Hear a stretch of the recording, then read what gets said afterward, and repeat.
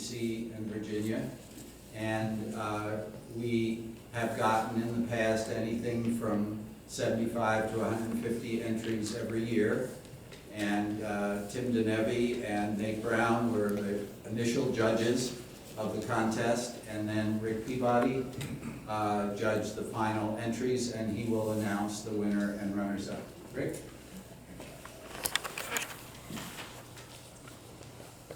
Okay, now I've got that John Moser kind of move, so I won't fool around. The second runner-up is Sally Tunner, who has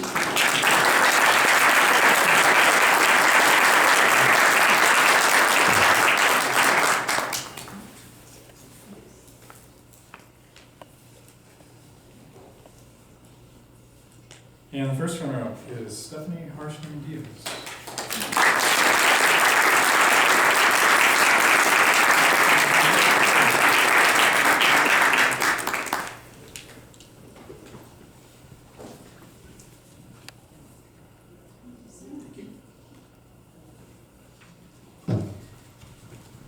All right, now before I introduce the winner, a few words about her story.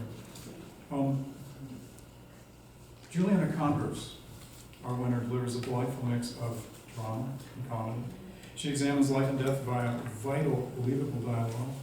She juggles generations, a slew of characters, with aplomb, and won me over completely with her inclusion of an organ box accumulator. Thank you, Wilhelm Reich. Plus a car crash, 60s protests, a foggy graveyard, and beheaded Barbie dolls. Works for me. She's fun to read and a real talent. Big congrats.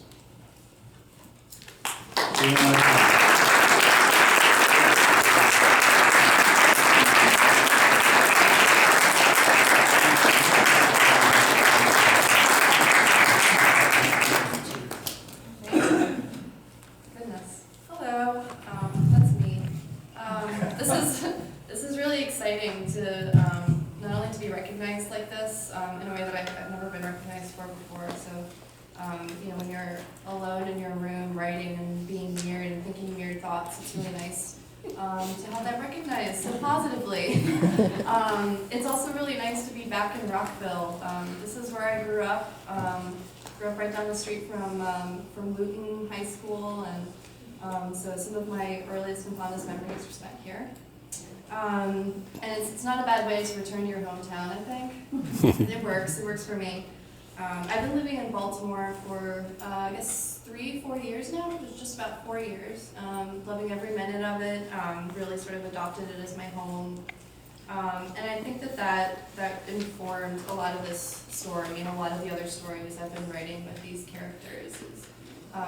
Especially, I just love Baltimore in the fog. I think there's something really, really spooky about it. This sort of spooky elegance, and you know, you think of Poe, and you know, as we all know, he is our Baltimore's patron saint of goth.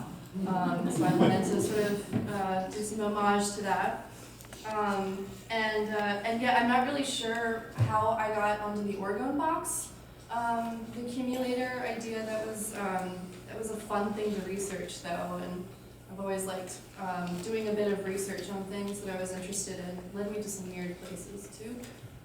History of psychoanalysis and those off branches of it in the 30s, and reading Henry Miller, and people who just rolled around in excess and filth and weirdness. And then I got to thinking about water. Somehow that led me to researching the properties of water, and not just the sort of Newtonian physics of water, but sort of speculative science about that. And that really formed the basis of the problem that I was trying to solve, which was the connection between these two things. So I was interested in these things. How do they connect? And I guess I had some other problems in the narrative too, that I was trying to solve after I workshopped it this summer. And so as I started working on this problem and looking away from it directly, it seemed to sort of solve itself.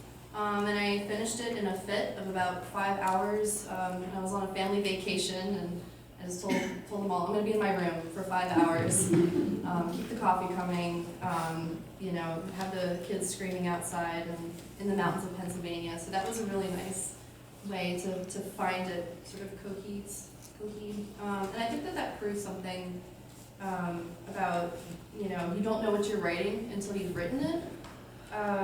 It's just also the way that I think memory works, the way that we store images and the emotions of the past, and we often don't realize what these things mean until their cumulative effect overwhelms and comes spilling out, usually triggered by something as small as a song or a smell or a gesture.